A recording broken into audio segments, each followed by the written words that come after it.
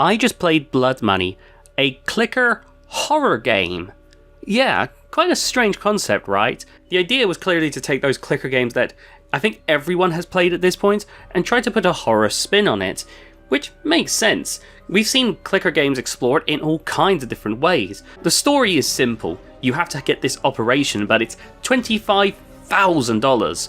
So, as you're trying to figure out how to make the money, you come across this person, Harvey Harvington, who will give you $1 every time you click on him. So, you're clicking away, and if you want the good ending, you'll just keep on clicking. You know, maybe you'll go as far as like the feather, or the needle, but you know, you won't go further than that. But the whole point of the game is that, much like in other clicker games, you can buy upgrades. Now, of course, these get you more money per click. Instead of, you know, each individual click getting you $1, if you upgrade to the feather, you get $2.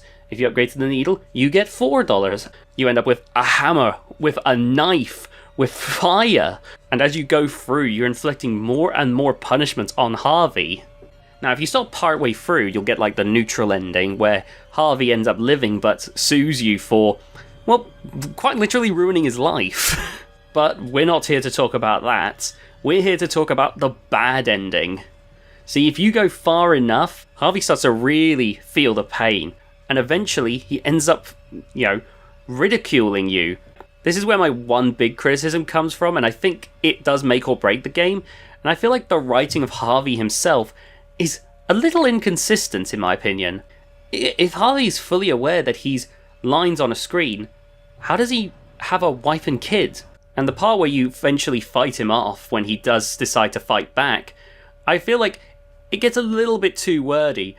Like, Harvey should have realised at this point that it's absolutely hopeless, yet instead of, like, maybe, like, you know, some feeling of, like, despair or something, he just continues going on about how, I mean, I'm just lines on a screen to you, aren't I? You couldn't give less of a shit about me.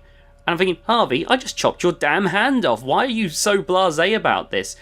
The game itself is free. You can donate money to the game's developer if you want, but you can absolutely download the game for nothing, and it's going to take 2 hours of your time, if that, depending on if you want to go for multiple endings or just the one. It's really hard to, like, make much of a fuss about it. So if you want to try it out for yourself, then absolutely feel free. It's not a strong recommendation for me, still, I can't complain about it too much, and I think it might be worth you giving a shot. Getting the main ending that's worth trying for is probably going to take you less than 15 minutes even.